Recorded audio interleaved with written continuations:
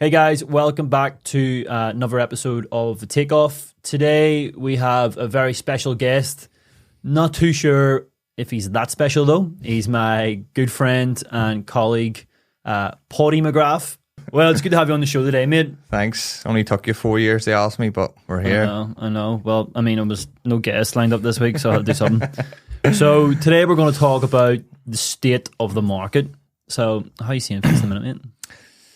Well, the usual challenges, availability of people in the local market, it's tough. So what we've seen is that we're having to be a bit more flexible, looking external, whether it's interstate, you know, if we're talking about Brisbane, Queensland, obviously it has the pull of the draw of lifestyle and beaches, Sunshine Coast, Gold Coast, and that's ticks a lot of boxes for people.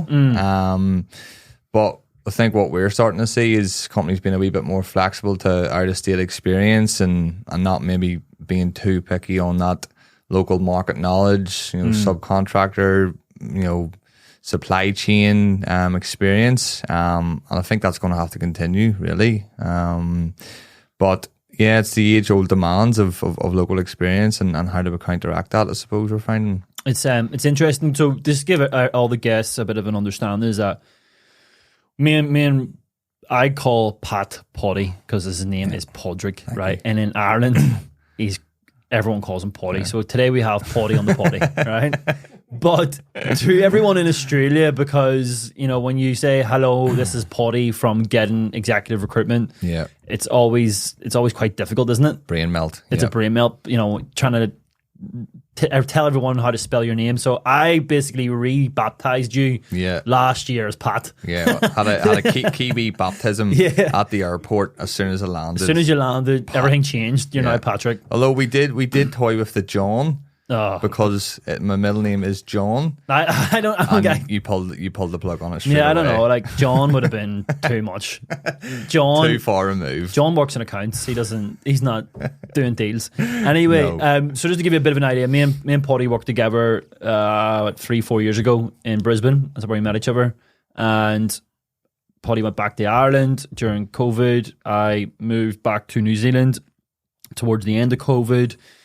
But our network has always been recruiting in Ireland, recruiting in the UK, recruiting across Australia and NZ. So we're based in New Zealand, but we operate across the Australian market.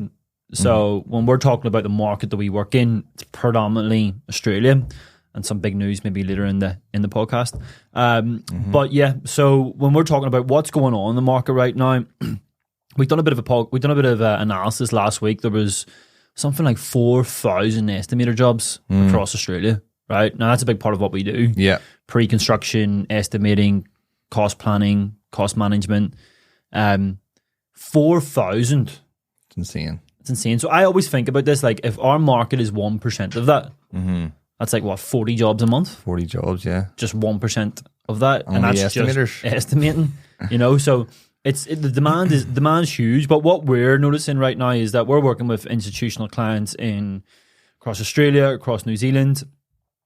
More so than ever, we're getting approached, you know, by global engineering firms, by, you know, some of the biggest clients across Australia to look for candidates coming overseas. So, as an example, one of the roles we've been recruiting for recently is track designers, and they're like brutal to find, to the point where it was offered to something like 5 or 6 other agencies and they didn't take it on. Yeah. And we found a candidate within like 5-6 days. Yeah, 1 week I think. Yeah. And what was that candidate coming from? Somewhere in the UK, wasn't it? I think they were from Birmingham. Yeah. One of them was Birmingham and the other one was somewhere else in the Midlands. I think there's a number of candidates there, but that's the sort of roles that we like doing. You know, those really challenging niche positions.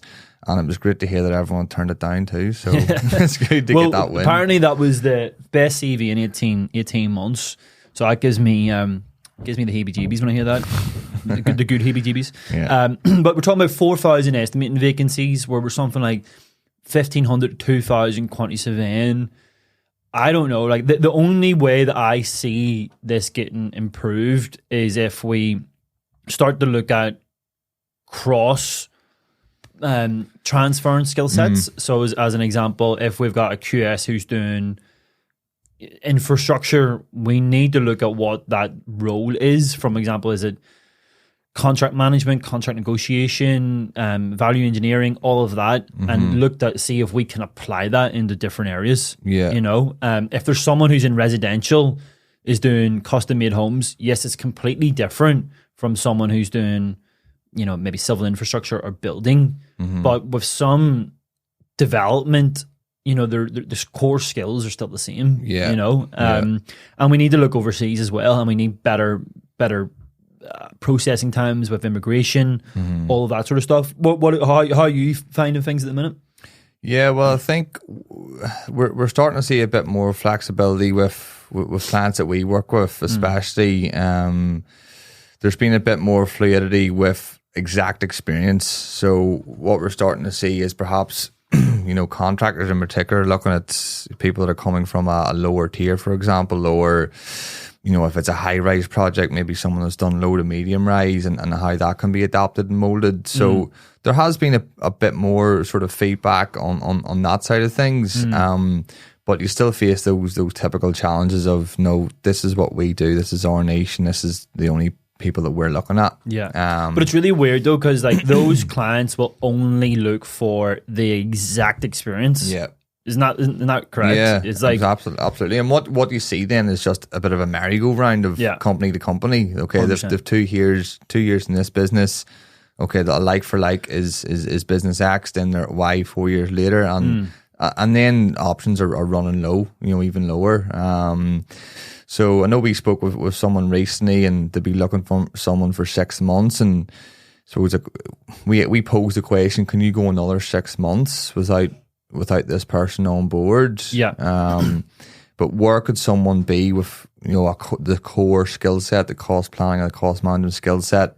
Where could they be in 6 months in terms of learning your industry? Exactly. Could potentially be up to speed. So, are you willing to wait another 6 months on the perfect person, or can we take a bit of a leap on someone who can be molded or developed? One of the weird things I always find is that why aren't more firms accredited to be able to sponsor? So if you're like, we're dealing with big companies employing thousands of staff, why haven't they got the ability to sponsor? I don't know. It's surely there's someone that could be dedicated to that, to look after that. I mean, we do have a lot of candidates, contacting us from the UK, from Ireland, South Africa, and we're having to turn them down a lot of the time. Unless we basically pitch a specialist assignment to a company where we do a global search. Yeah, and that has proved to be massively successful so far. Usually, and I think where we get some positive feedback in terms of overseas candidates, because we obviously know a lot of people in Ireland and the UK, and the amount of leaders in the industry that are from Ireland, the UK and Australia, we tend to get a bit more love back from them in terms of overseas candidates because they can relate. Yep. They perhaps know the companies, they know what they're about, they know projects, and they've also made that move themselves. So yeah, you're right. I think, why aren't there more accredited employers? Why can't we do that? Is there still an attitude of local experience and not considering? But I think what we're seeing now is that has to change because it's just not possible to... The competition on a global level now is getting severe. If you look at, like, I'm speaking to guys in Sydney who are maybe from the Middle East and they're just going, I'm going back to the Middle East.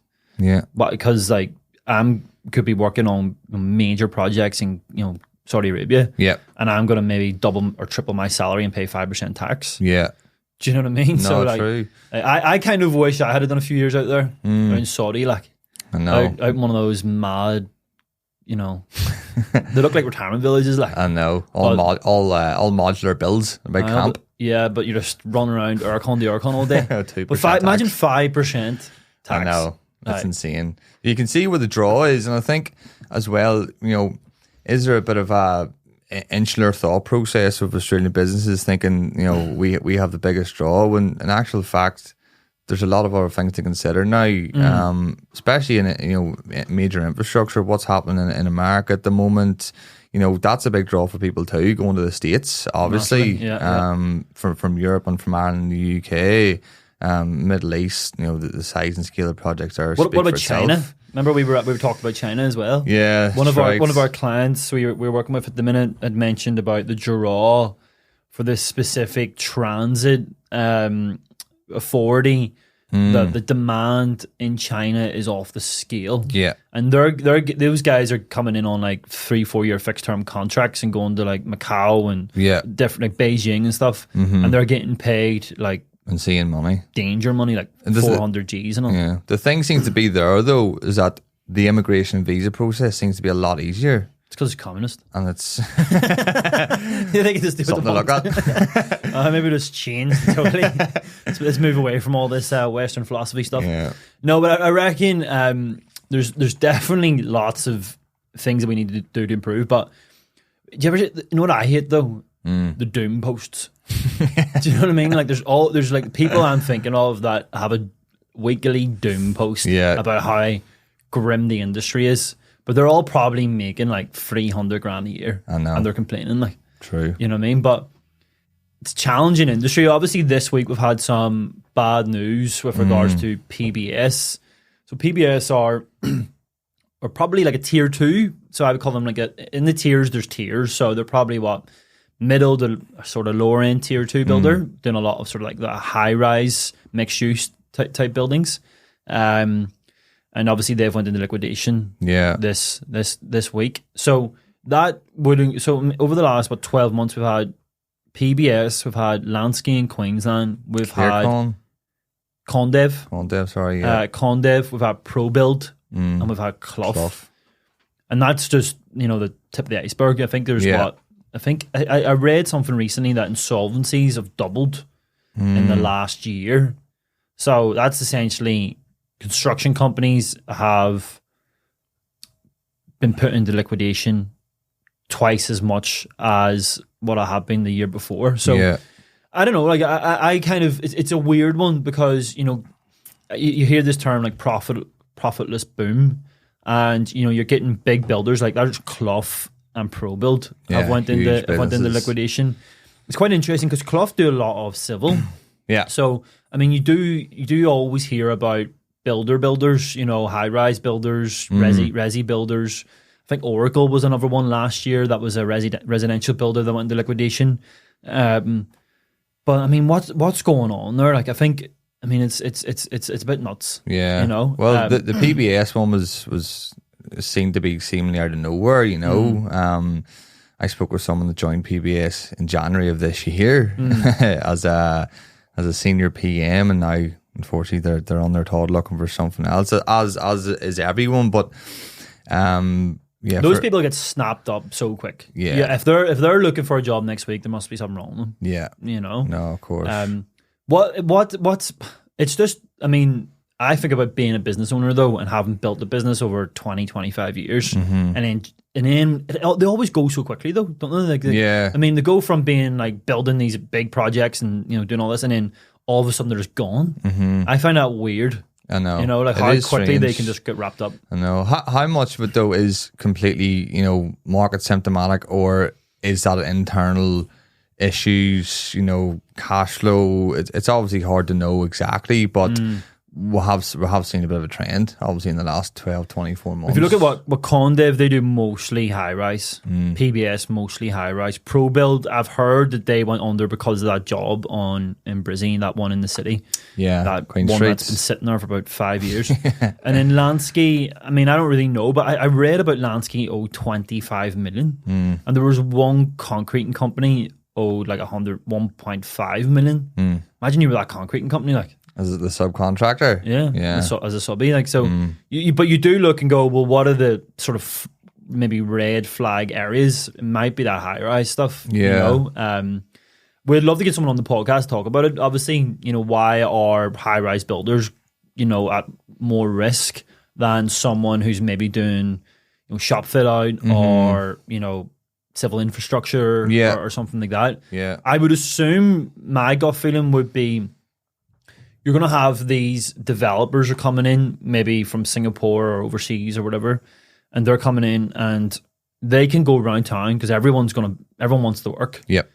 So whether it's Hutchies, whether it was Condev, PBS, whoever it might be, they all want the work.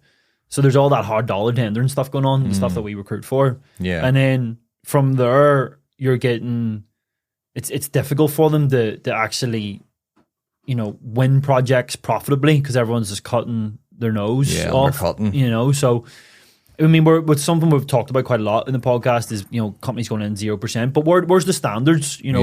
Surely if you're a construction owner in a construction business, you do have to have a standard. No, is it better to let go 30% of your staff to save the other 60, 70% of your staff and then start bringing in standards of maybe it is, 8, 10, 15% or whatever? Yeah. Who was it we were talking, obviously don't mention their name, but we were talking about something recently about 15%. Well, I think we at one of our events actually in Brisbane, we had a really good chat with a couple of leaders in the industry, which is what the events are for. It was great just to speak to a couple of people, and what they had highlighted is long gone are the days of contractors where you're making that sort of that golden 7% margin mark. Those days are gone, and what we seen sort of pre-COVID before it really got bad was contractors doing 0% just to keep people employed. And obviously it's not sustainable. But you're right. I would like to get someone else's opinion on this. But with the housing, the lack of availability of the housing in Gold Coast and Brisbane, for example. I mean, I think you touched on like 0.6% vacancy in Brisbane and 0.4% in Gold Coast. Is the demand not there for so I don't get this either. So surely there needs to be more building work, right? Mm-hmm. But I guess it comes down to the developers. So developers. So obviously, I'm not 100% familiar with all this works, but we could also get a developer on to talk to us about how this works, right? So if we had a developer, they are going to the bank, loaning money from the bank. I assume they've got a plot of land and they go, right, loan me whatever 10, 15 million. I'm going to build on this and then obviously flip it. We're going to make 5 million, blah, blah, blah. So, I mean, they're going to the bank getting loans. So they know that, they're actually against it straight away. So they're going, well, we're negotiating with the builder and the builder's saying, well, we don't want to take the risk, but the developer's certainly not taking the risk because they don't actually have the money. It's the bank has the money. Yeah. So they've got them by the ball, so to speak, Yeah. And then from there, you're sort of saying, well, the contractor needs to work to keep their staff employed. So they go in, accept a lot of the risk, and then they push that down onto the subbies. Yeah. And then from we're here, what we're seeing from the subby market is that, I mean, subcontractors are hating this market right now. Big from time. The tier 1 contractors, tier 2 contractors are just abusing them, and like we hear all this shit all the time about builders saying, "Oh yeah, people are our biggest asset." Our suppliers are our biggest asset. Yeah. But then they treat them like shit and then try and, get screw them over on 200-page contracts and all that sort of stuff. Of course. But what happens is they take on the risk, and then all of a sudden, the price that they put in 2021, it's actually 45 to 50% more than that. They can't get the labor because the market's so saturated. Yeah. And then they're going pop. Yeah, for sure. But you're hearing about all these big firms, but how many subbies have gone? I know, exactly. And them only don't hear about, they're not on the headlines, they're not, making the news, but at the end of the day, it's just as important for them if, as a tier 1 contractor, it's their livelihood. They've got, maybe have 10, 15, 20 people working for them as well. It probably hurts them more, I would reckon. So say, I mean, if you think about how many subbies are on a job, I don't know, it could be tens, it could be hundreds, depending on the size of the job. But each of them all, most of the time have their own direct labor. So if you're, a principal contractor, you only have, it could be 100 people, it could be 50 people in Brisbane or whatever. But these subbies combined could have, I don't know, over 1,000. Yeah. I know. If you're looking at your guys doing your formwork, your civil work, your structures, your finishing trades, Mac electrical, all that sort of stuff. So they're having a terrible time at the minute as well. I think what you mentioned there as well is contractors are taking the risk on and too much risk, and they have been for years just to make small enough margins, keep people employed, try and grow a business, different states, whatever. And that has to change, you know, because what we're going to see is a continued fall of contractors in the market. And I think as well, I spoke with someone recently about design consultants also and how they are maybe passing the buck with design and the risk on design. And I think that has to play a part as well, both not only cost but also design risk and how that affects, you know, sort of buildability and construction. But we're starting to see a lot more of that early process, that ECI phase, and how that tends to be a far more sustainable model than previous. And that seems to be a big thing in the market now, which is positive. All that. So I obviously we're not QSs, so we're not 100% exactly. We're not complete experts, but you know, you hear about lump sum. So I've heard that, I don't know, maybe I'm wrong, that John Holland project in the city is a lump sum project. I don't know. In Brisbane? Yeah. So, I mean, that's going to be tough to deliver, I would assume. But if you think about things from an overall picture of the market right now, builders are going bust, right? We're having more insolvencies, but there's more demand. Do you reckon the demand slows up? This is all the doom posts I see. I'm like, oh, here we go. There's another doom post. The only thing that I get is the more negativity around the market, the more likely there is a recession. So we can like talk ourselves into a recession, right? About how grim it is. But everyone's being paid more than ever. Probably, like, let's face it, everyone's being paid more than ever. There's probably more work than ever. I mean, from a point of view of the Australian market, Brisbane's absolutely flying right now. You're seeing so many contractors moving up from Melbourne and Sydney and stuff, which is great from a competition point of view. And also probably competition's great because it promotes innovation. So innovation in how we tender, innovation how they win projects, whether it's like ECI work or whether it's, you know, getting heavily invested in you know, the financier side of things, that early stage development stuff.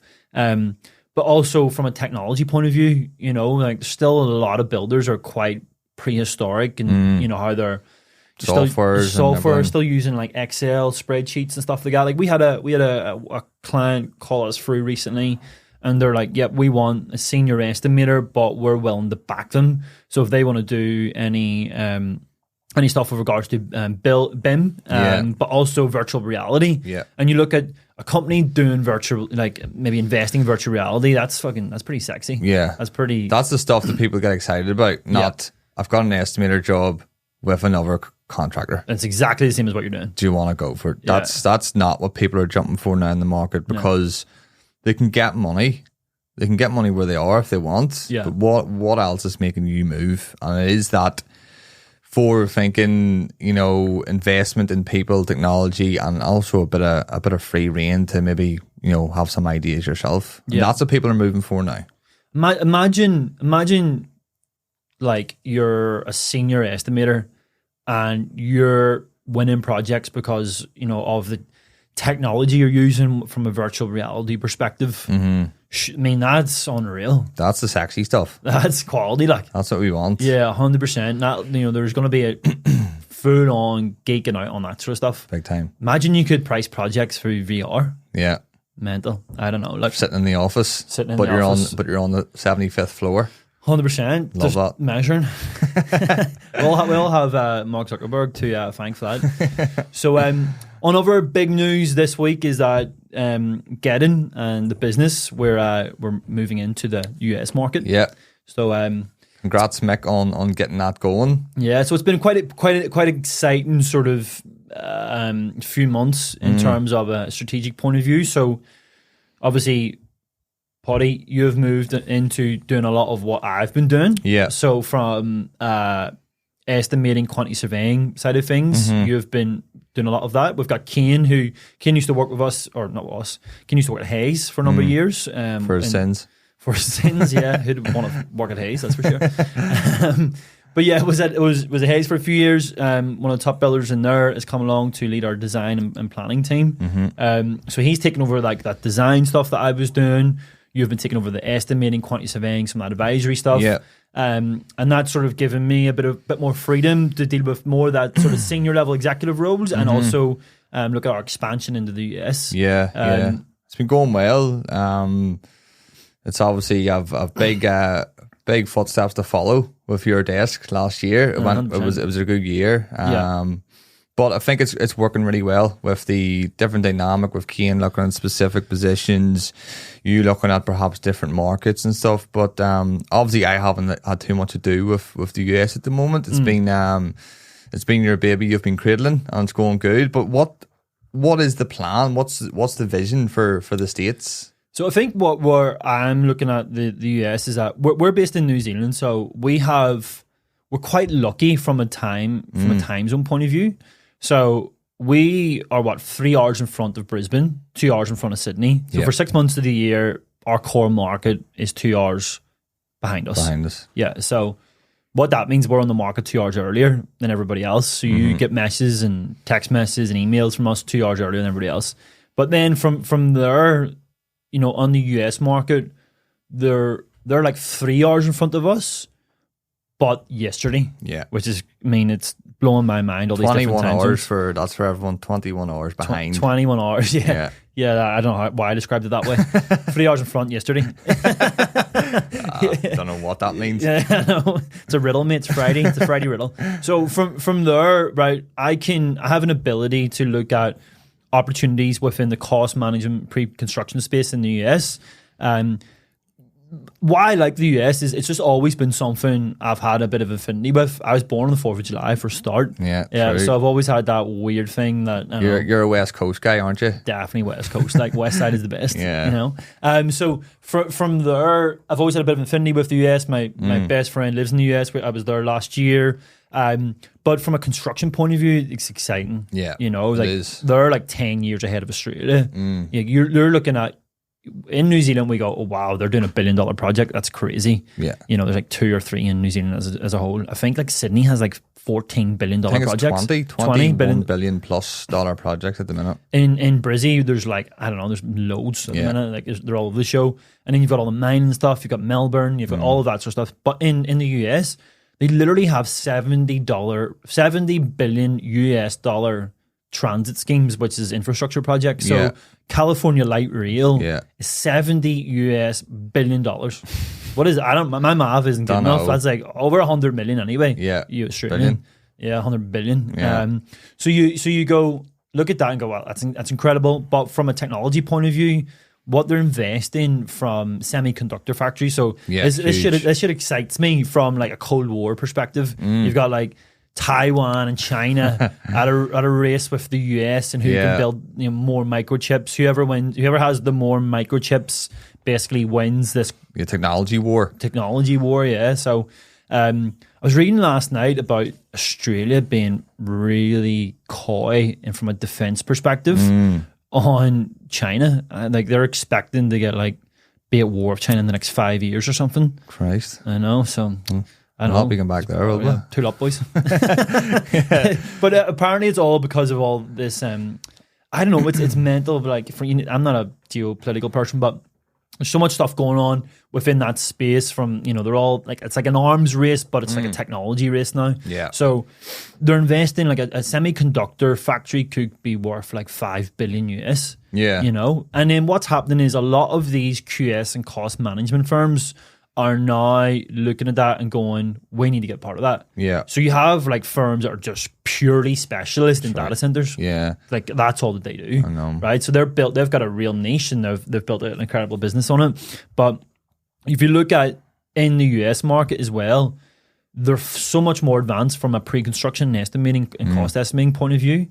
How they're tendering, how they're the software that they're using, all these different things. But it's quite interesting because you could go to the US and you might be on 160 in Brizzy and you could get maybe same money in the US but in US dollars. Yeah. So that could, it's like 1.5 times your salary. Yeah. So upwards of 2 then for quantity surveyors. Some like a senior QS, for example, I'm looking at the minute, it's a job in Iowa. Yeah. Is like 210, 220. Yeah. Australian. Yeah.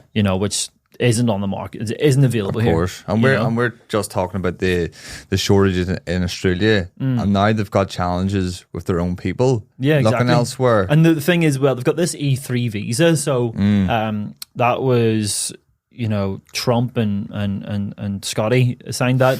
But what that meant is it's like super easy to get a visa now for Aussies in the US. So they can literally, it's like $200 to get sponsored, which is incredible, right? Yeah.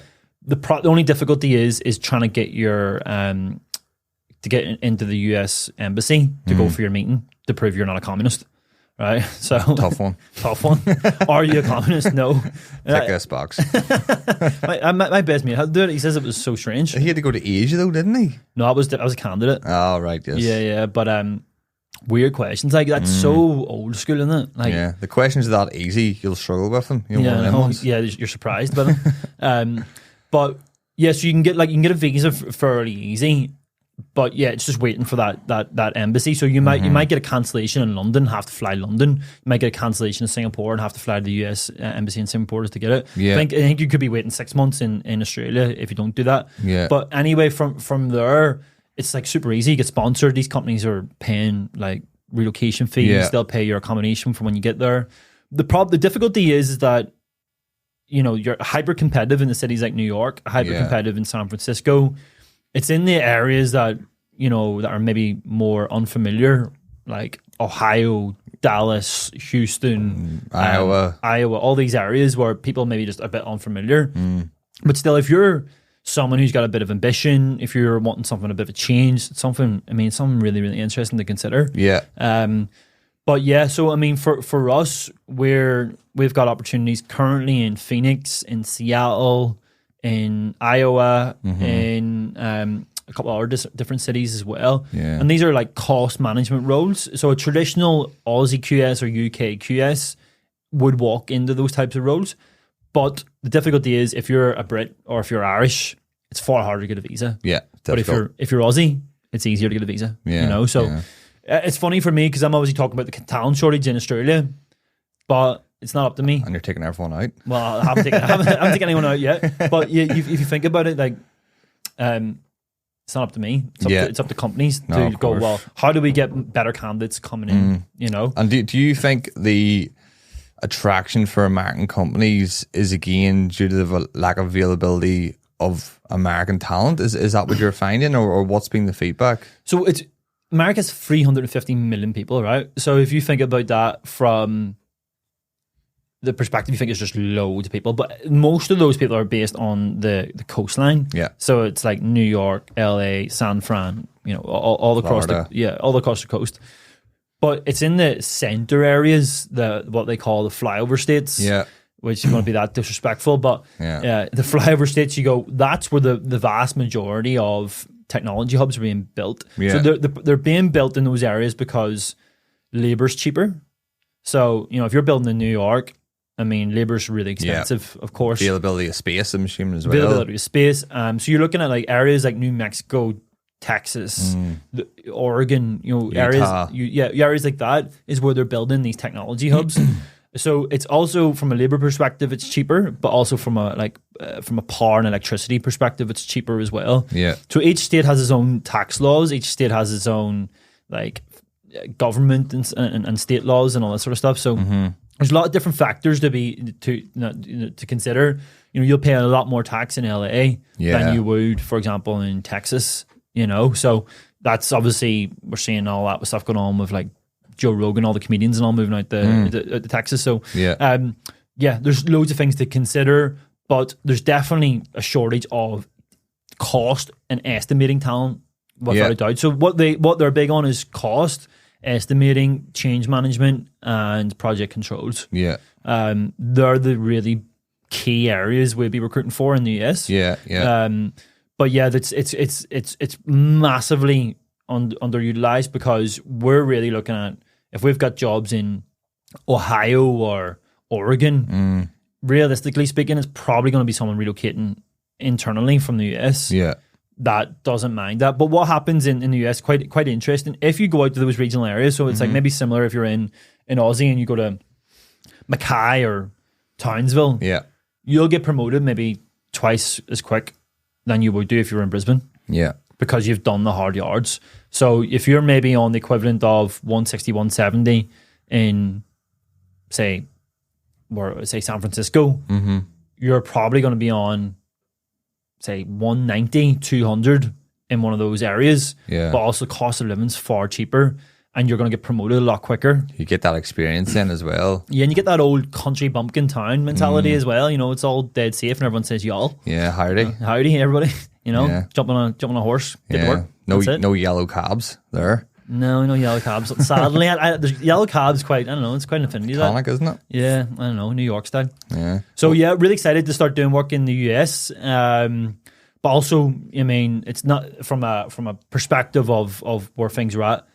I'm still heavily involved in the Australian side of things. So, I mean, I'm still recruiting for active jobs. I'm recruiting for work in Perth at the minute. I'm recruiting for work in Sydney, recruiting for work in the Sunshine Coast. But also just from a building perspective, we've hired 2 people to focus on the US. We've got another one starting in 3 weeks. So super exciting as a business. Can't wait to get rocking and rolling. I know. I'm looking forward to the 5 clocks going up on the wall to keep up with the time zones as well. I hate ticking though. So it needs to be electronic. Has to be, mate. I can't do ticking. We need silent tickers. We do need it. Yeah, it's been good to have you on the podcast today. Thanks, Michael. Have you enjoyed it? I have, Mike, actually. Pat, it's we might have to get you on again. Yeah, I think so. Maybe we'll don't know what to discuss actually. There's a couple of hot topics, but I think we'll cover quite a lot today. I reckon we need to get like a developer in here and just pick his brains and tell us like how he sets it up and why he's such a prick. Yeah. Like, why does he not take any risk on? And a few cigars would be nice. Definitely. All right, we'll do that next time. All right, guys, thanks very much, and see you next week on Takeoff.